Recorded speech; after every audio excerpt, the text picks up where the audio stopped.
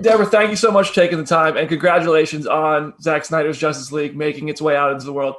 I loved this movie so much. Oh, thank you. Thank you. Also, I wanted to show you, I still have them. These are my tickets to Man of Steel, the 2 times I went to go see it in theaters the week it came out. So to get this story complete, as you guys intend, it is so cool. So I want to start, you guys also got the band back together for a little bit, kind of, to do one additional scene. So I just want to hear, so many years later, when you know this was coming and you're able to bring some people back to set and some crew and cast, what was the energy like? What was the mood like to really get complete control, to know this is finally happening? Well, it was amazing because we hadn't seen everyone in a very long time. So it's a bit of a reunion, although because it was during COVID, like you want to grab everyone and hug them. And instead you have, face shields on and masks on. And, so that made it a little bit more difficult to get done. The other thing that made it slightly difficult is not all of the talent was available at the same time. And we had a ticking clock because that end sequence had so much visual effects, as you saw, that we had to turn that stuff over. So we couldn't wait for all the actors' schedules to line up. So Jared was shot on a separate day. Ben and Ray was shot on a separate day with Amber. And then we ended up shooting Ezra. He was on Fantastic Beasts in London. And we had his crew shoot him, and then Zack zoomed in and directed him via Zoom. So it was pretty nutty. And it was also nutty because it was at the time when the unions were still making their arrangements with the studios. So following protocol, like getting it done, it was hard to just set up the shoot. Now all those things are kind of worked out.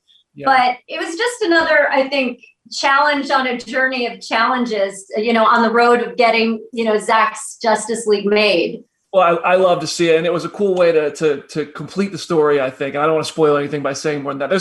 There's some really cool stuff in the film, really cool kind of imagery where there's so much full moon stuff and characters flying in front of the moon. And ultimately, I feel like this is a journey to join Superman and the sun, to get to become heroes together. Can you talk about the symbolism there?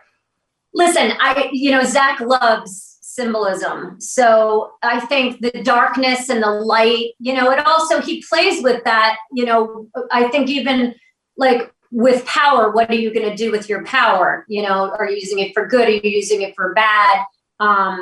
I think, the biggest thing is the hero's journey, which I think we're seeing this journey that started in Man of Steel that goes through BVS and comes up. And listen, I think seeing this version, this 4-hour version, which you didn't get and you couldn't get in a theatrical, is you get to dig deep into each of the characters' arcs. And we're really getting to see their struggles, they're figuring it out, they're coming to terms. So for me, it's more emotionally fulfilling when we get to the end. I really, because I know that they've had a journey in getting there. Yes, and I'll tell you that just the scene where you go back to the Kent farm just after the journey with Man of Steel, it's so emotional, so great. My last question for you, based on your interactions and your experiences and just how everybody's talking about this when you guys are having conversations, fans also are rooting for another DC cut, David Ayer's cut of Suicide Squad. Do you think there's anything we can do based on your experience to maybe help fuel that fire? All I know is look what these fans did to get this movie, which was, a lot more complicated. And, there was so much to be done to get this version done. So I think anything is possible. That's true. Listen, Deborah, thank you so much. Congratulations to you, your family, and the fans. Can't wait till everybody sees this. And awesome action figures back there, by the way. Really love it.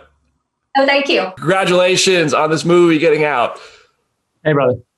Thanks, dude, I've seen it. It's so cool. I'm so happy you're getting this to release. I'm so happy fans get to see it. They're going to love it. One of my favorite parts is the villain story that we finally get to see that you had planned. You really give us a peek at Darkseid's world. You make mention of the multiverse. You show that there's relationships between these characters. I just want to start by hearing about kind of how you develop those relationships and that history in your mind to deliver it to the screen. Yeah, well, it'd always been our plan that it was going to be the big arc, the big battle, the big problem was Darkseid, and he's coming, and that's just He's not taking no for an answer. So he literally, he sends his uncle, Darkseid or Steppenwolf to Earth. And Steppenwolf is a little bit of, he's gone through, there's been some family problems back on Apocalypse. Some, we don't know, some things went down that put Steppenwolf on the outs, but he's trying to, it's a redemption story for him, for Steppenwolf. He's just trying to make it right. And he finds something on Earth that, whoa, if he could deliver that, maybe everything would be better. Yeah. You also, the one scene that you added made me jump out of my seat in excitement, and because it answers a lot of questions that I feel like you started to tease in Man of Steel and in Batman vs. Superman. And it also kind of gives us a look at what could be. So I really want to hear about what it was like to get the band back together and what your message was in this one scene that you can say without spoiling for people who haven't seen it yet. Yeah, I wanted to do this one scene. And frankly, there was two things. Like, I've spent, a lot of time thinking about, the nightmare world of Justice, my version of the DCEU. And frankly, a lot of time looking at the landscape of a post Darkseid invaded world and what that would mean and how to get it, how to fix it, And I think that what I really wanted, so I had all the details, like that cast of characters, all that I really wanted to I wanted to flesh it out. Also, I felt like a confrontation between Batman and Joker was a thing that we needed. Like, everyone needs that. That's important. That's fuel.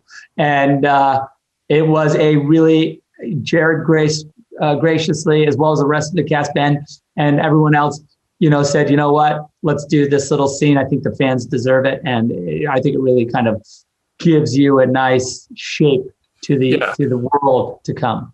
Yeah, I would have to agree with you. And I talked to Patrick yesterday, your production designer, Mr. Tupelos. He told me to ask you, he sounds so hyped about stories that you guys have talked about. He specifically, I said, if I ask him one question, what should I ask? He said, ask him about the sequel, ask him to tell you about his ideas for the sequel. Is there anything you could share about how much of that you have developed in your own mind?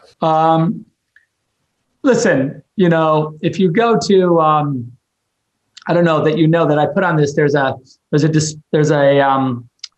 an art exhibit in Dallas at AT&T headquarters that they graciously asked me to put together, and I did. And in it, there's the whiteboard, the original whiteboard from the story that would have been movies 2 and 3 of Justice League.